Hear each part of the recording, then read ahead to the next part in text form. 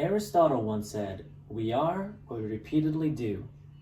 Excellence, then, is not an act, but a habit. Hi, my name is Irvin Padilla, and I'm here to talk about the recent changes to the Air Force Physical Training Assessments, now known as the PFRA, or Physical Fitness Readiness Assessment, under the DAFMAN 36-2905, and how the Air Force is transitioning to a culture of year-long fitness rather than just trying to pass tests. As mentioned in my informative brief, I used to be referred to as a physical training leader, but I now hold the title of peer fitness leader. I support these new changes and will reference various researchers to shed light on why they are needed. Over the years, the Air Force has never been known for being the physically fit branch. A popular name for us actually has always been the Chair Force, due to our jobs not being as demanding as the other branches, as well as our standards for fitness being so lax. At my own base, 1 in 4 airmen failed to pass with these new fitness standards. These new changes to the PFRA want to flip the script and make us a physically fit, healthy, and lethal Air Force. Now let's talk about these changes. Last time we talked about the biggest change to the PFRA, which was the body composition component.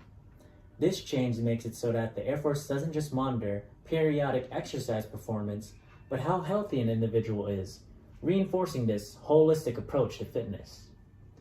According to an article published in the International Journal of Obesity, higher ratios of waist to height were associated with an increased hazard of cardiovascular disease and all-cause mortality.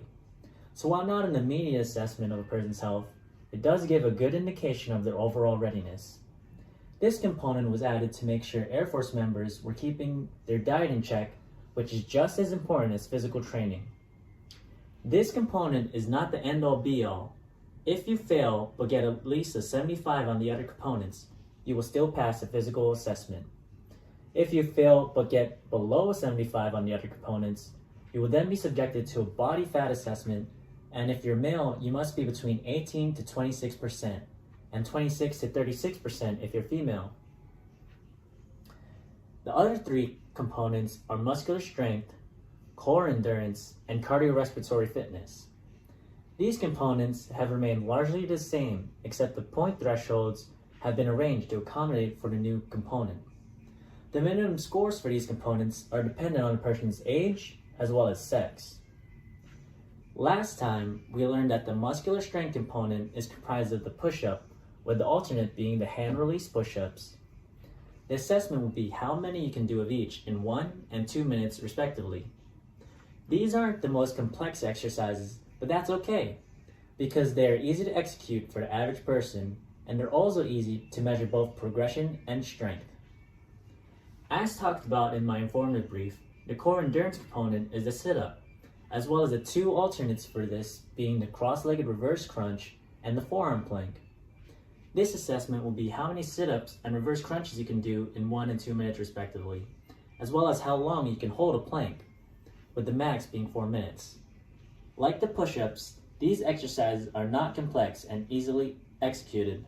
They are also easy to progressively overload each week, and this is easy to make noticeable improvements. The alternates provide a variety of ways to measure core endurance for people who may not be able to do the others. When properly monitored, the push-ups as well as the sit-ups are also hard to injure yourself when you're doing them. Finally, we also learned about the component which comprises the bulk of the PFRA points, which is the cardio component. The main assessment is how fast you can run 2 miles. There are also 2 alternates for this component, one being the high aerobic multi-shell run, or hammer for short, which is where a person runs back and forth between 2 lines distance 20 meters apart. Members are scored by how many times they can run back and forth within a certain time frame. The second alternative is how fast you can walk 2 kilometers, which is only for members who cannot run and are on a health profile. The distance from previous versions of the test increased from 1.5 miles to 2 miles. But this assessment is now the same as the other branches, and it encourages Air Force members to train for longer distances and longer amounts of time. In an article published on Nature.com, running was found to be a reliable, valid, and useful tool for assessing cardiorespiratory fitness within the armed forces. Both the muscular strength and core endurance portions account for 15 points. This is down from the previous 20 points on the previous assessments. That means you have to do more push-ups and sit-ups for less points.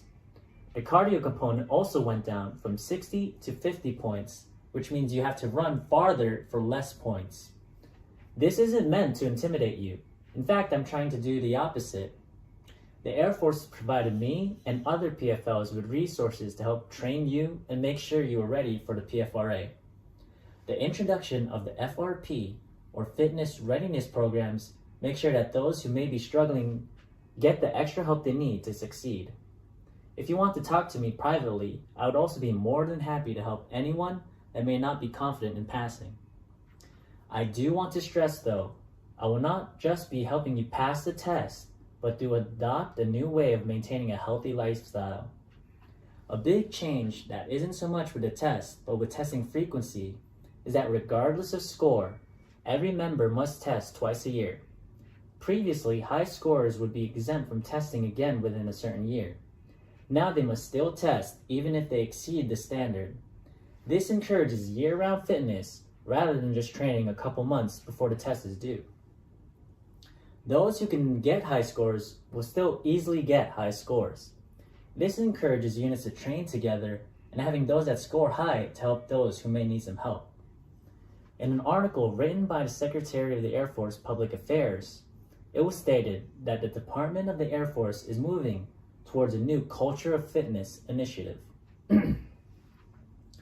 In conclusion, the Air Force Physical Fitness Readiness Assessment is an essential part of ensuring our military is ready at all times.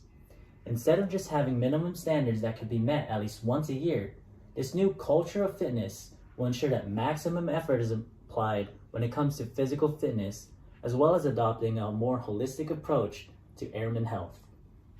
In this brief, I went over the Physical Fitness Readiness Assessment, the new component of the PFRA, as well as reviewing the components that carried over. I also went over the changes to the frequency at which one is assessed. If the last value of the Air Force is excellence in all we do, then remaining fit to fight year-round requires discipline to meet that standard. Thank you.